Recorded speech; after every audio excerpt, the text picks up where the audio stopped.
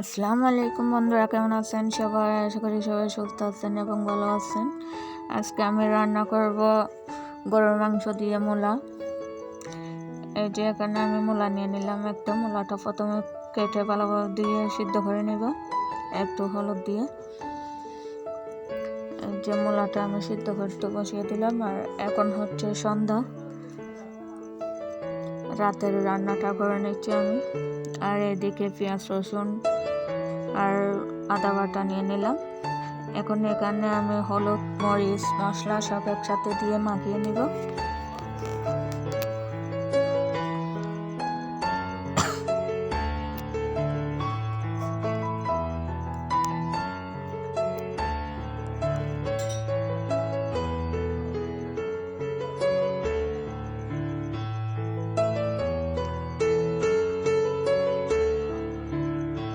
আমি সব মশলাগুলো একসাথে মেখে নিলাম। আর এইদিকে আমার মূলাটাও প্রায় সিদ্ধ হয়ে গেছে।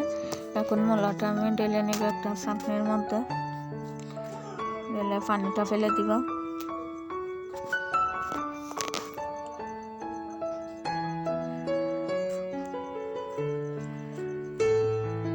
মশলাটা হাঁড়িটা দিয়ে দিলাম। আবার রান্নাটা করে নেব। এখন আমি তেল দিয়ে দিলাম। তেলটা গরম হয়ে গেছে। এখন মেখে রাখা সব মশলাগুলো দিয়ে দিব আমি।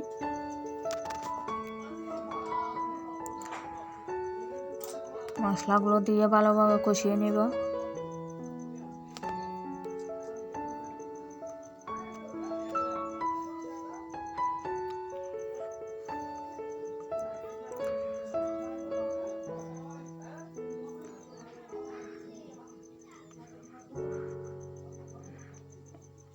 এখানে সামান্য একটু পানি দিয়ে আমি আবারও কষিয়ে নিলাম ভালোভাবে।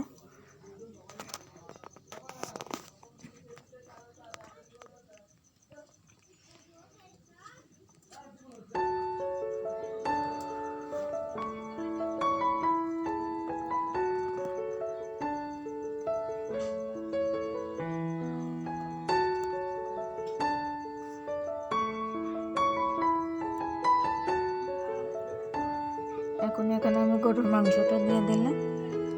গরুর মাংসটা দিয়ে ভালোভাবে আর একটু কষিয়ে নিব।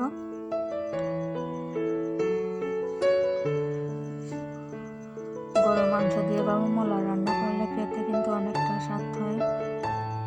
আপনারাও ট্রাই করে দেখতে পারেন। এটা আমাদের চট্টগ্রামের একটি রান্না।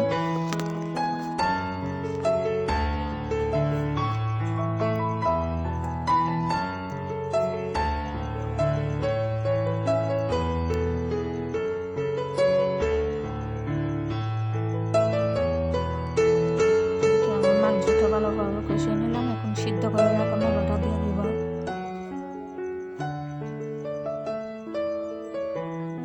আবার আমি ভালোভাবে কষিয়ে নেব মূলা আর মাংস একসাথে।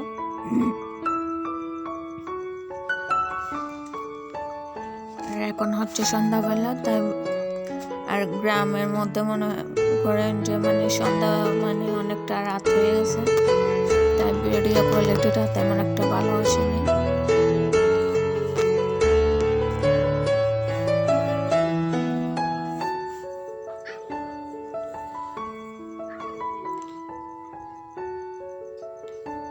যে আমি ডান্নাটা তুলে আবারও কষিয়ে নেব ভালোভাবে।